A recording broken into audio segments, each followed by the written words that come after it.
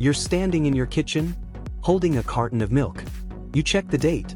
It says yesterday. You hesitate. You open it, smell it, pause again. And then you wonder, am I about to make a mistake?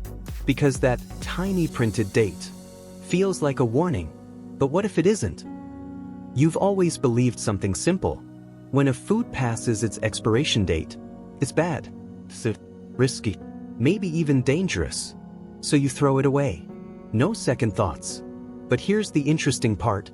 That date might not mean what you think it does. Think of it like this. Imagine you buy a loaf of bread. The date on the package is like a best performance label, not a shutdown switch. It's saying, this is when the bread tastes its best. Not, this is when it suddenly becomes harmful. But we treat it like a countdown timer. Like food is sitting there, waiting to expire at midnight. And that's where things start to get strange. Picture this. You're cleaning your fridge. You find yogurt. The date says it expired 3 days ago. You don't even open it. Straight into the bin. Now imagine someone else finds the same yogurt. They open it, smell it, taste a little. It's completely fine. Same yogurt. Different decisions. So what actually changed? Not the food. Just your interpretation of that date. This is where everything changes. Because most expiration dates are not about safety. They're about quality. Here's what most people don't realize.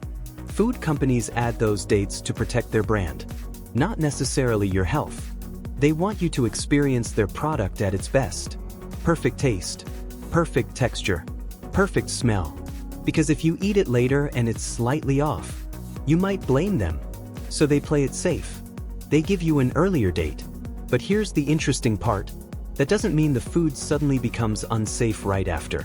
Let's break it down simply. There are actually different types of dates. Best before, sell by, use by. And they don't all mean the same thing. Best before is about quality. Sell by is for stores, not use by. Now that one can matter more for safety, especially for things like fresh meat. But most foods in your kitchen, they're living in a gray area. Not instantly good, not instantly bad. And this changes everything. Think about how food actually spoils. It doesn't happen in a second. It's gradual, like a dimmer switch, not an on-off button.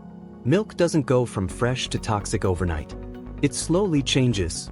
Taste shifts. Smell changes. Texture thickens. Your senses can often tell you more than a printed date. But here's where it gets strange.